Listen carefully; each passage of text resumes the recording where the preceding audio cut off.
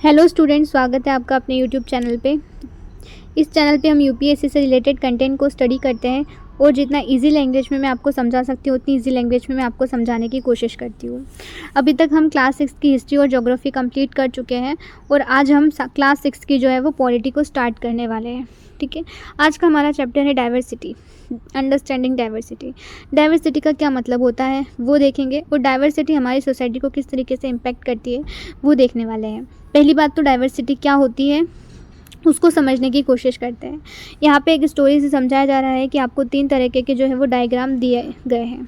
ठीक है, ये जो डायग्राम है, डायग्राम नहीं बोल सकते, मतलब पेंटिंग ड्राइंग जो भी है, 3 तरह की जो ड्राइंग है वो 3 अलग अलग बच्चों ने जो है वो ड्रॉ की है। इन तीनों जो ड्राइंग में वो बहुत ही अलग है, तीनों एक दूसरे से क्या है, अलग है। मतलब इनमें क्या बताई जा रही है, डाइवर्सिटी दिख रही है आपको कि एक में कुछ ज़्यादा फिनिशिंग हो सकती है, एक जो है वो सिंपल सी लग रही होगी, फिर एक और भी ज़्यादा अच्छी लग रही होगी। तो इस तरीके से हम बोल सकते हैं कि किसी ने कुछ अलग कलर चूज़ किया है। तो ये सब क्या बता रहा जा रहा है कि ये 3 बच्चे जो हैं, तीनों बच्चों ने ये 3 ड्राइंग को ड्रॉ किया है और तीनों की सोच कितनी अलग है कि कोई क्या सोच के उसने क्या ड्राइंग बनाई है। तो मतलब कि डाइवर्सिटी है इनकी ड्राइंग में, डाइवर्सिटी है इनके आइडियाज़ में, इनके थॉट्स में। इसी तरीके से बताया जा रहा है कि डाइवर्सिटी क्या होती है, भिन्नता। भिन्नता का मतलब होता है कि कोई भी चीज़ एक दूसरे से कितनी अलग हो सकती है। ठीक है, आगे देखते हैं डाइवर्सिटी को और अच्छे से समझते हैं कि यहाँ पे एक स्टोरी बताई जा रही है समीर के बीच की। समीर, 2 बच्चे हैं, ठीक है, दोनों का नाम समीर है, समीर 1 और समीर 2। ठीक है, दोनों का नाम समीर है और एक बच्चा जो है वो पुअर फैमिली से बिलोंग करता है। ठीक है, दूसरा अच्छा खासा नॉर्मल मिडिल क्लास फैमिली से बिलोंग करता है। एक बच्चा जो है समीर वो गरीब भी है, साथ में उसके पास में एजुकेशन के लिए भी फैसिलिटी नहीं है कि वो बेसिक जो चीज़ें हैं एजुकेशन, जैसे कि स्कूल नहीं जा सकता है या फिर उसे ये भी नहीं पता है कि सब्जेक्ट क्या होता है। तो इन दोनों समीर के बीच में बात हो रही है, वही मैं आपको समझाने की कोशिश कर रही हूँ कि जब समीर 1 और समीर 2 एक दूसरे से मिलते हैं तो वो किस तरीके से बातें करते हैं। ठीक है, वो जो बात करते हैं तो उस बात से हमें क्या पता चलता है कि एक समीर जो है वो तो बहुत गरीब है, एक नॉर्मल मिडिल क्लास से बिलोंग करता है। दोनों का नाम समीर है, नाम में सिमिलरिटी है, उनकी एज में सिमिलरिटी है, लेकिन उनके बैकग्राउंड में सिमिलरिटी नहीं है। साथ में एक जो है समीर वो मुस्लिम है, दूसरा जो है वो हिंदू है। तीसरा डाइवर्सिटी क्या आती है कि जो एक है वो हिंदी स्पीकिंग है और दूसरा वाला जो है वो अच्छी खासी इंग्लिश बोल लेता है हिंदी के साथ साथ। ठीक है, तो कितना डिफरेंस आए इन दोनों के बीच में। दोनों की सेम एज है, सेम नेम है, लेकिन एक पुअर है तो एक अच्छा खासा मिडिल क्लास फैमिली से। एक स्कूल नहीं जा सकता है, उसके पास में इतने पैसे नहीं है, न्यूज़पेपर वो बेचने का काम करता है और न्यूज़पेपर बेच के वो अपना गुजारा करता है। साथ में वो मुस्लिम है, हिंदी बोलता है, उसे इंग्लिश नहीं आती है। ठीक है, उसे ये भी नहीं पता है कि सब्जेक्ट क्या होता है। तो इस तरीके की चीज़ें इस स्टोरी से हमें देखने को मिली। मतलब कि हमें इससे क्या पता चल रहा है कि दोनों के बीच में कितनी डाइवर्सिटी है, कितना डिफरेंस है इन 2 बच्चों के बीच में। दोनों एक ही नेम के हैं, एक ही एज के हैं, लेकिन इनके बैकग्राउंड में, इनकी नीड्स में या ये जो भी कर सकते हैं उसमें कितना डिफरेंस है। ठीक है, वो सब। चलो आगे बढ़ते हैं। अब चलो ये तो ठीक है, समीर के बारे में पता चलता है, लेकिन इससे हमें क्या सीख मिलती है। ये पूरी स्टोरी जो है ये मैंने आपको इतनी बताई ना, पूरे पेज में यही लिखा हुआ है समीर के बारे में। देखो, यहाँ से हमें पता चलता है डाइवर्सिटी के बारे में हम देखेंगे। डाइवर्सिटी का मतलब, डाइवर्सिटी मैंने बताई कि भिन्नता, 2 लोगों के बीच में, 2 कंट्री के बीच में, 2 स्टेट के बीच में, या फिर एक लैंड है उसकी कितनी डाइवर्सिटी, अलग अलग डाइवर्सिटी हर किसी चीज़ में हो सकती है। तो अब डाइवर्सिटी जो है, चलो डाइवर्सिटी कोई प्रॉब्लम नहीं है, हर कोई हर किसी से अलग होता है, हमारे आइडियाज़ एक दूसरे से अलग हो सकते हैं, हमारे नेम, हमारे जो ड्रेसिंग सेंस है, कपड़े पहनने का तरीका अलग हो सकता है, हम कोई अलग भाषा बोलता हो, लैंग्वेज में हमारा डिफरेंस हो सकता है। तो अलग अलग तरीके का हमारा डिफरेंस हो सकता है एक दूसरे से, लेकिन वो डाइवर्सिटी जो है वो हमारी कमज़ोरी नहीं बननी चाहिए। जैसे कि इनइक्वलिटी जो है, डाइवर्सिटी से अब हम आते हैं इनइक्वलिटी पे। इनइक्वलिटी मतलब कि भेदभाव, भेदभाव नहीं बोल सकते। इनइक्वलिटी मतलब कि हम एक ऊंचा एक नीचा, इक्वलिटी नहीं है दोनों के बीच में, कि दोनों बराबर नहीं है, समानता नहीं है, असमानता जब आ जाती है तो हम उसे बोलते हैं इनइक्वलिटी। इनइक्वलिटी जो आती है वो आती है कि जब पर्सन के पास में वो सारी चीज़ें या रिसोर्सेज अपॉर्चुनिटी ना हो जो दूसरे पर्सन के लिए अवेलेबल है। ठीक है, इनइक्वलिटी वहाँ से आती है कि वो दोनों, समीर की हमने बात की, उनके फैमिली बैकग्राउंड में चलो नाम अलग हो सकते हैं, चलता है उनके, लेकिन उनकी कंडीशन, उनकी जो रिसोर्सेज उनके पास अवेलेबल, उनके पास जो अपॉर्चुनिटी है वो सेम नहीं है। एक समीर तो बहुत ही गरीब है बेचारा, एक अच्छा खासा फैमिली से बिलोंग करता है। ठीक है, फिर एक समीर के पास में अपॉर्चुनिटी है स्कूल जाने की, वो और भी अच्छी अच्छी चीज़ें सीख सकता है और आगे बहुत अच्छी जॉब कर सकता है। दूसरा समीर जो है सिर्फ न्यूज़पेपर बेच रहा है, उसके पास में अपॉर्चुनिटी नहीं है, वो स्कूल नहीं जा सकता है। ठीक है, तो यहाँ पे इनइक्वलिटी आती है कि दोनों के बीच में क्या है, इनइक्वलिटी है। डाइवर्सिटी तो है ही सही कि वो अलग अलग है एक दूसरे से, लेकिन वहाँ पे इनइक्वलिटी भी काम कर रही है कि एक इनइक्वलिटी आती है जब हम कहते हैं कि इनइक्वलिटी इनके बीच में, जब एक पर्सन के पास में तो सारी अपॉर्चुनिटी, सारे रिसोर्सेज अवेलेबल है, वो जो चाहे वो कर सकता है, लेकिन वहीं दूसरे पर्सन के पास में वो सब चीज़ें जब अवेलेबल नहीं है, ठीक है, तो उसे हम कहते हैं कि ये क्या है, इनइक्वलिटी है, समानता नहीं है। ठीक है, इन दोनों के बीच में। और कास्ट सिस्टम जो होता है वो एक एग्जाम्पल है इनइक्वलिटी का। इनइक्वलिटी असमानता का जो है वो एग्जाम्पल है। क्या है क्या है एग्जाम्पल? Caste system. तो कास्ट सिस्टम क्या होता है? देखो, हम बोलते हैं कास्ट सिस्टम कि अलग अलग जाति में लोगों को डिवाइड कर दिया। ठीक है, पहले वर्ण सिस्टम, उसके बाद में कास्ट में और भी जातियों में अलग अलग डिवाइड कर दिया होता है। कास्ट सिस्टम में क्या होता है कि सोसाइटी में जिस तरीके का, मतलब कि एक पर्सन जो है, एक उसके पुराने पुरख, मतलब कि उसके जो बोल सकते हैं फोर फादर्स जो थे, जो काम कर रहे थे, वही वो क्या कर रहा है, उनको फॉलो कर रहा है। कि जैसे कि एक पर्सन है, उसके फादर अगर कारपेंटर थे तो उसको भी वही काम को जो है वो क्या करना पड़ रहा है, फॉलो करना पड़ रहा है। ठीक है, वो अपना जो वर्क है वो इनहेरिट कर रहा है अपने फोर फादर से। ऐसा नहीं है कि मुझे क्या करना चाहिए, मैं डॉक्टर बनना चाहती हूँ, मैं जो हूँ वो क्या करना चाहती हूँ, डॉक्टर बनना चाहती हूँ, लेकिन अगर मेरे पेरेंट्स जो हैं वो परसों से कुछ और प्रोफेशन में काम कर रहे हैं तो मुझे भी उसी प्रोफेशन में काम करना पड़ेगा। ठीक है, तो यहाँ पे मुझे फ्रीडम नहीं है कि मैं अपना खुद का काम चूज़ करूँ। यहाँ पे दिया गया है एग्जाम्पल कि कास्ट सिस्टम जो होता है वो इनइक्वलिटी का फॉर्म होता है, और कास्ट सिस्टम की वजह से इनइक्वलिटी आती है ज़्यादा। जैसे कि अकॉर्डिंग टू इसके अगर बात करूँ तो हम जो है अलग अलग ग्रुप्स में डिवाइडेड है, अलग अलग जाति होती है सबकी, और वो हमारे काम पे डिपेंड करता है। कि अगर सपोज़ करो कि अगर आपके पेरेंट्स जो है वो पोर्टर्स थे, ठीक है, और तो आप भी सिर्फ क्या बन सकते हो, पोर्टर बन सकते हो। कास्ट सिस्टम में ऐसा है, और ये सिस्टम जो है वो इरिवर्सिबल कंसिडर किया जाता है, क्योंकि हमारे पास में आज़ादी नहीं है कि हम अपना खुद का प्रोफेशन चूज़ करें जो हमें अच्छा लगता है।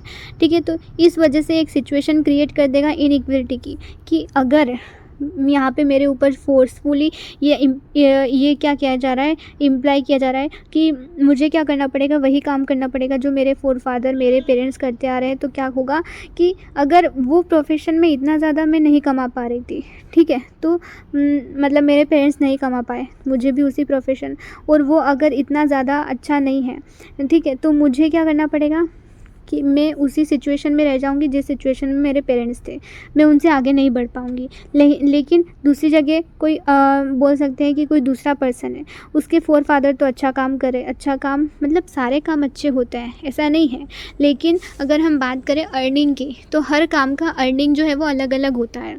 अगर मेरे पेरेंट्स भी कुछ लो अर्निंग का काम कर रहे थे और मुझे भी उसको ही फॉलो करना पड़ेगा, तो मैं तो क्या ही रह जाऊंगी, पुअर ही रह जाऊंगी। कोई दूसरा पर्सन है, उसके पेरेंट्स कुछ और काम कर रहे थे, ठीक है, और वो अच्छी अर्निंग कर रहे थे, मैं भी वही करूंगी, तो मैं उसी कंडीशन में यहाँ पे क्या होगी, इनइक्वलिटी होगी इस वजह से।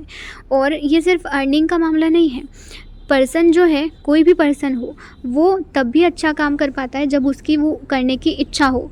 कोई भी काम अगर मैं जो है वर्क अपनी इच्छा से करूँगी, अपने पूरा मन लगा के करूँगी या मुझे उसमें इंटरेस्ट आएगा तो मैं कहीं से भी अच्छी अर्निंग कर सकती हूँ, मुझे और भी ज़्यादा अपॉर्चुनिटी मिलेगी और अच्छा काम करने की। लेकिन अगर मेरी उसमें इच्छा नहीं है या फ़ोर्सफुली मैं किसी काम को कर रही हूँ तो क्या होगा कि उसकी क्वालिटी को मैं और डिग्रेड कर दूँगी। तो यही होता है कि जब कोई वर्क किसी पर्सन के ऊपर फ़ोर्सफुली करवाया जाता है, ठीक है, तो क्या होती है उसकी क्वालिटी भी ख़त्म हो जाती है उसकी इच्छा ना होने की वजह से। तो इस वजह से बोला जाता है कि ये इनइक्वलिटी का कारण बनता है। फिर बाद में सोसाइटी में क्या होती है, इनइक्वलिटी डेवलप होती है इस वर्क की वजह से। इस वजह से कहा जाता है कि हमें वो वर्क चूज़ करना चाहिए जो हम अपना इंटरेस्ट भी हो और हम अच्छे से कर पाएँ। चलो आगे बढ़ते हैं। इनइक्वलिटी समझ में आ गया। What does diversity add to our lifes, मतलब कि डाइवर्सिटी हमारे जीवन में क्या क्या और ऐड करती है। जैसे कि यहाँ पे डाइवर्सिटी के बारे में बताया जा रहा है कि समीर 1 और समीर 2 के बीच में डाइवर्सिटी थी, हम समझ सकते हैं, बट वो एक दूसरे के क्या थे, फ्रेंड्स थे फिर भी। लेकिन हमारे बीच में भी डाइवर्सिटी हो सकती है कि हमारा खाने का तरीका अलग हो सकता है। मुझे किसी और तरीके का खाना पसंद होगा, आपको किसी और तरीके का खाना पसंद होगा। इस वजह से हमारी ईटिंग हैबिट में भी क्या हो सकती है, डाइवर्सिटी हो सकती है। दूसरा, हमारे घर में भी कि हम कहाँ पे रह रहे हैं, इसमें भी डाइवर्सिटी हो सकती है। हमारे सेलिब्रेट करने में, फेस्टिवल्स में भी हमारी डाइवर्सिटी हो सकती है। हो सकता है मेरा कुछ और फेस्टिवल में सेलिब्रेट करती हूँ, आप कुछ और फेस्टिवल सेलिब्रेट करते हो, तो हमारे फेस्टिवल में भी क्या है, डाइवर्सिटी है।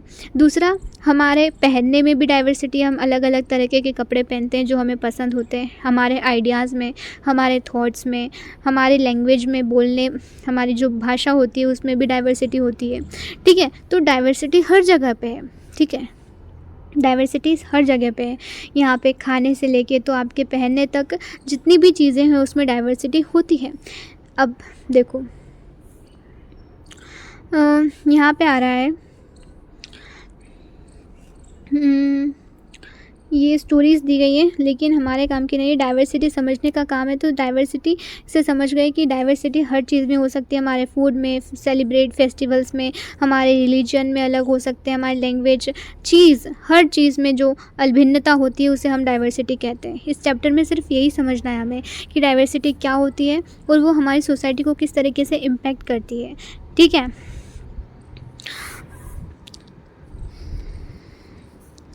देखो यहाँ पे बताया जा रहा है कि हम डाइवर्सिटी को किस तरीके से एक्सप्लेन कर सकते हैं।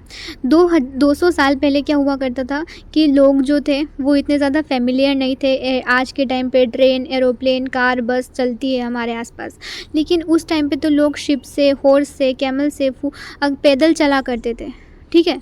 तो यहाँ पे भी डाइवर्सिटी नहीं है क्या? यहाँ पे डाइवर्सिटी नहीं है।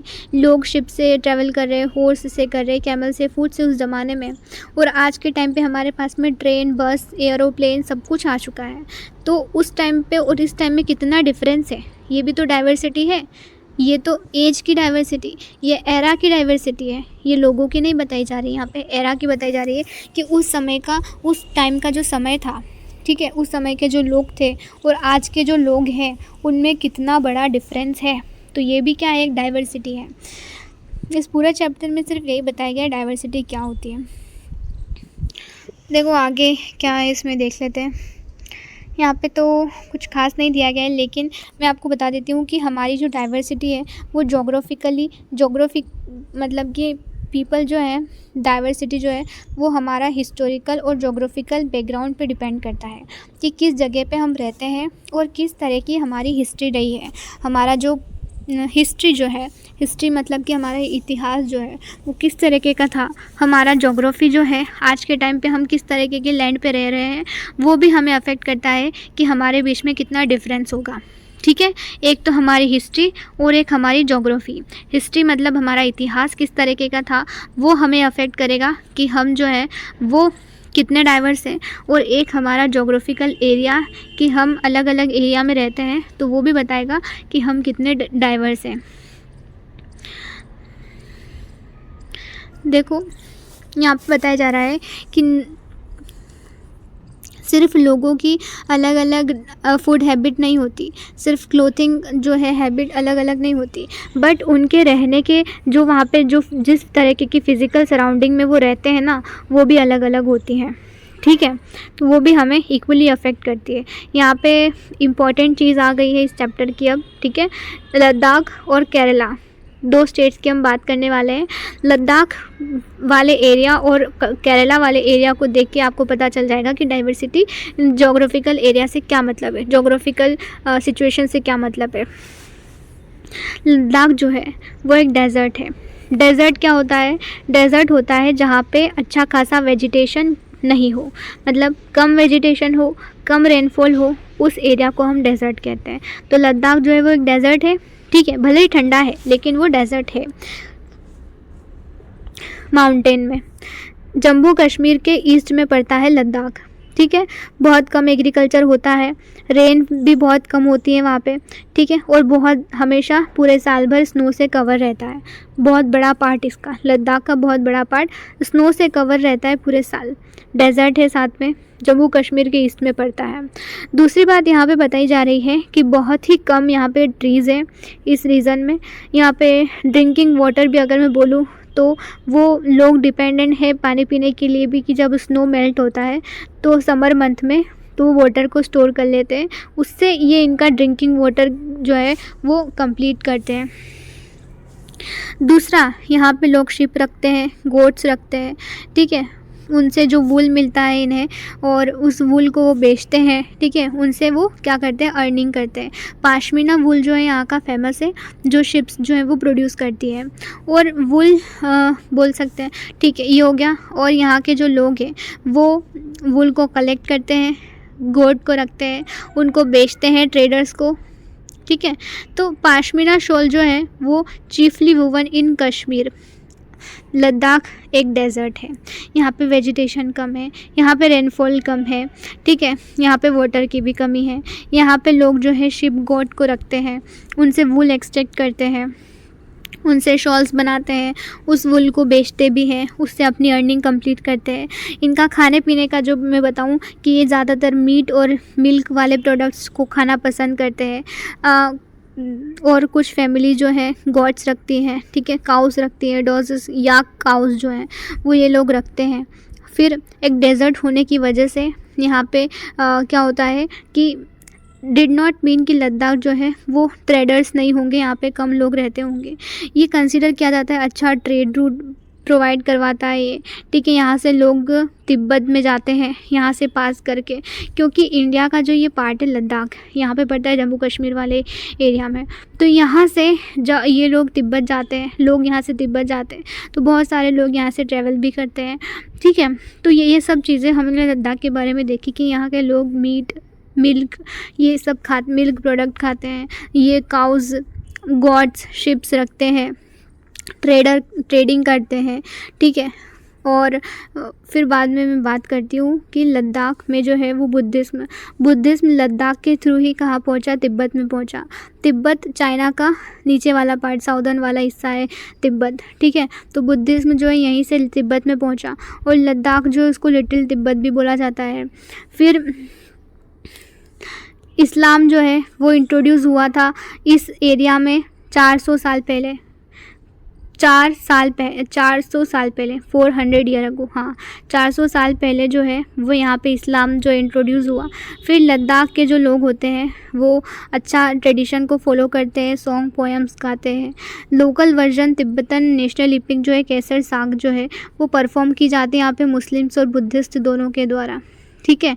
तो कौन सी पॉपुलेशन है यहाँ पे? ज़्यादातर मुस्लिम और बुद्धिस्ट पॉपुलेशन यहाँ पे रहती है लद्दाख में। ये लोग मिल्क और मीट प्रोडक्ट्स खाते हैं ज़्यादा। ये लोग गॉड शिप इन गाँव को रखते हैं, ठीक है, और अच्छा खासा ट्रेडिशन परफॉर्म करते हैं, अपना जो भी लोकल ट्रेडिशन है, ओरल ट्रेडिशन है उसे। केसर सागा जो है वो एक नेशनल एपिक है तिब्बतन, उसे परफॉर्म किया जाता है यहाँ पे, ठीक है, मुस्लिम और बुद्धिस्ट के द्वारा। ये हमने बात की लद्दाख की। अब हम बात करें केरला की। देखो केरला लद्दाख से किस तरीके से अलग है। एक एरिया जो बहुत ही ठंडा है लद्दाख, जो कि बहुत ही कोल्ड है, और अब दूसरा एरिया हम बात करें जो बहुत ही गर्म है, ठीक है, बहुत ही हॉट है जो कि। तो इनमें क्या क्या डाइवर्सिटी देखने को मिलेगी आपको। देखो ये केरला जो है बिल्कुल साउथ वेस्ट कॉर्नर में पड़ता है इंडिया के। अपने एक साइड से पूरा सी से घिरा हुआ है, ठीक है। और दूसरे साइड से हील से घिरा हुआ है, हील्स मतलब लंबे लंबे पहाड़ वगैरह, इनसे घिरा हुआ है। फिर यहाँ पे सबसे ज़्यादा जो है स्पाइसेस मतलब मसाले जो हैं वो ग्रो किए जाते हैं, मसाले, ठीक है। वहाँ पे तो कुछ ग्रो नहीं कर सकते थे लद्दाख में, क्योंकि वहाँ के जो क्लाइमेट है वो परमिशन नहीं देता, ठीक है, अलाउ नहीं करता कि वो वहाँ पे क्या कल्टीवेशन कर सके, क्योंकि रेनफॉल ही नहीं होता है। यहाँ पे तो अच्छा खासा ये मसाले ग्रो कर रहे हैं, जैसे पीपर, क्लोव्स, कार्डमम यहाँ पे ग्रो किए जाते हैं हिल्स पे। और इस स्पाइसेस जो हैं वो इसी प्लेस को अट्रैक्टिव बनाते हैं, ठीक है, अट्रैक्टिव बनाते हैं ट्रेडर्स के लिए। यहाँ पे स्पाइसेस मिलते हैं तो, और ये अलग अलग जगह क्या मसालों को एक्सपोर्ट करते हैं। और वो लोग क्या कर रहे थे, वूल है, पश्मीना शॉल है, उसको एक्सपोर्ट कर रहे थे, ठीक है। ये कल्टीवेशन के थ्रू कर रहे हैं और वो लोग एनिमल्स के थ्रू कर रहे थे। अरब ट्रेडर्स जो है वो पहली बार यहाँ पे आए। अपोस्ले ऑफ क्रिस्ट और सेंट थॉमस जो है वो बिलीव करते हैं कि हियर नियरली 2000 ईयर अगो यहाँ पे आए उन्होंने, ठीक है। और यहाँ पे क्रिश्चियनिटी लेके आए वो इस जगह पे। वहाँ पे सबसे ज़्यादा मुस्लिम्स और बुद्धिस्ट हुआ करते हैं, पॉपुलेशन है कहाँ पे, लद्दाख में। यहाँ पे सारे रिलीजन है, जो जुदाइज़्म भी है, इस्लाम भी है, क्रिश्चियनिटी भी है, हिंदुज़म है, बुद्धिज़्म है, ठीक है। तो यहाँ पे सारे रिलीजन्स एग्जिस्ट कर रहे हैं केरला में। बहुत सारे अरब ट्रेडर्स भी यहाँ पे आए, सेटल भी हुए यहाँ पे। इब्न बतूता जो है वो भी यहाँ पे आए। फिर वास्को डी गामा ने भी यहाँ केरला में आए वो, ठीक है, यूरोप से। तो यहाँ पे अलग अलग रिलीजन परफॉर्म किया जाता है। वहाँ पे सिर्फ 2 रिलीजन थे, यहाँ पे बहुत सारे रिलीजन हैं। यहाँ पे लोग कल्टीवेशन कर रहे थे, वहाँ पे कल्टीवेशन की सुविधा नहीं है, ठीक है। ये बिल्कुल गर्म पार्ट है, हॉट है, और वो बहुत ही ठंडा कोल्ड पार्ट था। तो किस तरीके से डाइवर्सिटी दिखाई जा रही है, तुम्हें दिख रहा है, समझ में आ रहा है यहाँ पे, ठीक है। तो अब यहाँ के लोग जो है वो सबसे ज़्यादा राइस खाते हैं, ठीक है, चावल, फ़िश और वेजिटेबल्स खाते हैं। फ़िश क्यों खाते हैं, क्योंकि समुद्र के पास में पड़ता है ये इलाका, और समुद्र के पास में तो मछलियाँ बहुत ज़्यादा होंगी। तो हर एरिया का जो लोकेशन होता है वो वहाँ के लोगों की ईटिंग हैबिट जो है वो डेवलप करता है, कि लोग वहाँ के किस तरह का खाना खाते हैं वो डिपेंड करता है कि वो जगह कहाँ पे है, ठीक है। तो वहाँ के जो फ़िश है, राइस है, वेजिटेबल्स है, लोग ज़्यादा खाते हैं। और वहाँ पे जो हमने लद्दाख की बात की तो वहाँ पे मीट है, मिल्क प्रोडक्ट है, वो ज़्यादा खाते हैं, क्योंकि ये सारी चीज़ें इनको कहाँ किससे मिल रही है, एनिमल से मिल रही। कल्टीवेशन तो वो कर नहीं सकते, कुछ चीज़ उगा तो सकते नहीं है, इस वजह से। तो यहाँ पे क्या हो रहा है, डाइवर्सिटी देखने को मिली आपको लद्दाख और केरला में, ठीक है।